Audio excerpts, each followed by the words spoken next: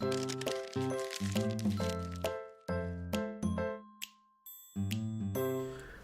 guys, Thunder E here, and we're taking a look at the Saitek Pro Flight X-55 Rhino HOTAS system flight stick. Now, the one of the reasons why I wanted to actually showcase this to you guys is because, look, if you're getting ready for VR, be it Oculus Rift or HTC Vive, you're going to be playing Valkyrie or Elite Dangerous, and this is the flight stick that I say you should definitely pick up. That being said, though, let's talk a little bit more about it. Now, it's priced at about $247, and it comes with two separate control options. So, sections, sorry.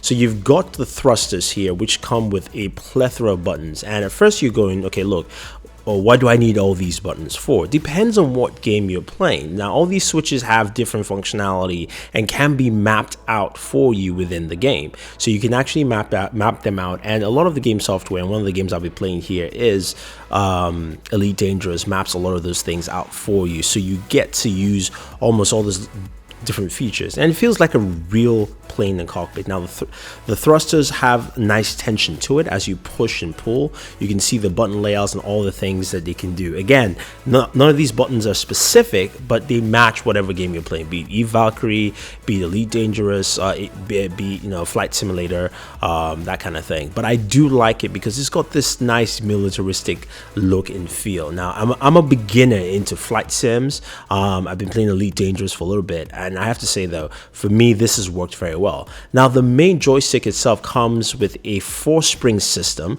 which gives you some really tight control options. You've got, of course, all your buttons there, your fire buttons, your control buttons, as well as also just your pitch and or with this joystick. Feels very comfortable. The trigger feels good. The spring balance also feels good on it. I like the accessibility of the buttons. So if I'm using that for my machine gun fire at the bottom and my missile fires at the top, I can quickly access all those buttons for use. So that's something I think a lot of people like. Now this is just kind of a side-by-side look at both of them, and so you guys can take a good look there. Now it does light up. You actually see when we get into some of the gameplay video, they have LEDs below all the keys, so even if you're playing at night or in dark, you can actually light it up, and it really feels really solid in terms of just gameplay mechanics. Now you can separate your thrusters to be instead of it just being one or individual thrusters, depending on how you want to use or whatever games you're playing. So it gives you a lot of options for that. Now, one thing I will mention though is that the joystick itself, the springs feel a little tight.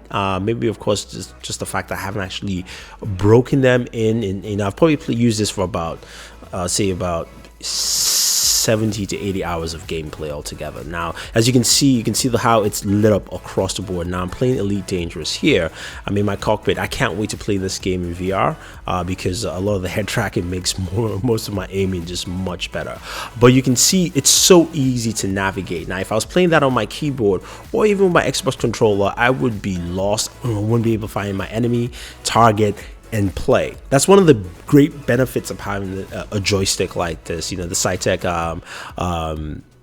a Rhino X-55. Now, I haven't had much experience with joysticks, so this is really my first review I'm putting out there for one, and I say I've been pretty satisfied with it. Yeah, like I would say my only drawback, it feels a little stiff with the joystick and sometimes the spring. I wish I had more minutia on the controls, but other than that though, you know, it's been really solid and I've been enjoying the gameplay elements of it. I think a lot of people will, because it's just really smooth and simple. Plus those button layouts. So for instance, you know, all the switches you saw there, I can hit the switch, one of the switches to turn on silent mode so that my ship runs silent, or I can activate my shields, or different things like that. So there's so many options that this brings, and it's really solid. So if you're looking, or you've definitely pre-ordered the Oculus Rift, definitely get the Rhino X-55 from Saitek. I think this is a solid controller, and I think this is a solid joystick that a lot of people like. So if you have any questions, any comments, or if you've actually used this, let me know. Again, this is my first experience. I just wanted to share it with you guys.